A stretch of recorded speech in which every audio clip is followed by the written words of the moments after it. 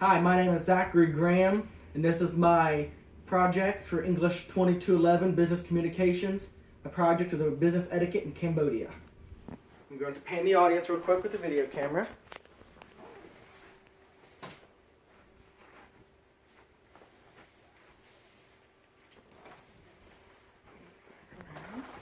All right. So doing business abroad, one of the most important things that you should know is the language to speak. Many countries know multiple different languages. Some countries only know one. Cambodia happens to be one of those countries. Their primary language is Khmer. So if you or no one in your business knows how to speak Khmer, it'll be best to get an interpreter. That way you can speak fluently with the business officials you're trying to talk to. Alright, so once you meet, the first impression is greetings. You want to make sure your first impression is a good one, obviously not a bad one, because that can have a bad outcome on the rest of your relationship. So a traditional greeting in Cambodia is a bow with the hands together in a praying fashion. If you want to show utmost respect, you're going to bow even lower to the ground and have your hands in a higher position. Now, some business officials in Cambodia have accepted some of the practices of Westerners, so they will shake your hand. If they shake your hand, then you shake theirs back. You don't bow at that point because that would be mocking. But if you're the first one to greet, make sure that you are bowing and not reaching to shake their hand.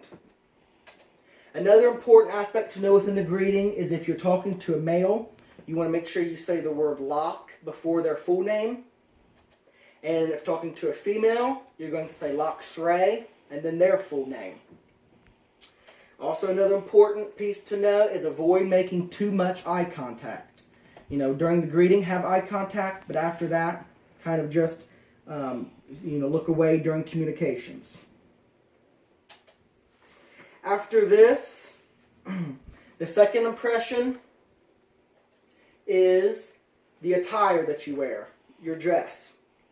Cambodia does not have strict laws and regulations against what you wear. However, modesty is valued. So Cambodia believes that men or women should not wear clothing that shows a whole lot of skin. Shirts do not have to be long sleeves, but they should at least cover up past the elbows. And pants or skirts do not have to be long, but they have to cover up the knees. Therefore, when doing business in Cambodia, it is best to just wear a business suit. That way, you're not offending anybody in any way. After this, many business officials, when they're doing business abroad, give gifts to show thank you. However, in Cambodia, gift giving is not necessary. They actually only give gifts once a year, and that is on their New Year's. They don't celebrate birthdays. They don't know when their birthday is most of the time. However, there is an exception. If you're invited to the home or the office for a dinner, it is recommended that you bring gifts. Any gifts you bring to a dinner party, which would be fruits and vegetables, flowers, or sweet pastries, those should be wrapped in colorful paper. Do not use white paper because that is the color of mourning. And you should also try to avoid white clothing. When giving gifts, use both hands. That shows respect. Using one hand shows lax and disrespect. Also, do not open any gifts may be given to you in front of the person that gave it to you. That is considered rude. You either to wait to open it or open it not in front of them. So now that we've talked about giving gifts and having meals with them, meal etiquette is very important. When you're going into the room, it is very important to not sit down until you're told where to sit. They sit people from oldest to youngest. So if you sit down where you please, you might be sitting in a seat that is reserved for someone else. The same way goes for eating. You do not want to take a bite of anything until the oldest person in the room has taken a bite.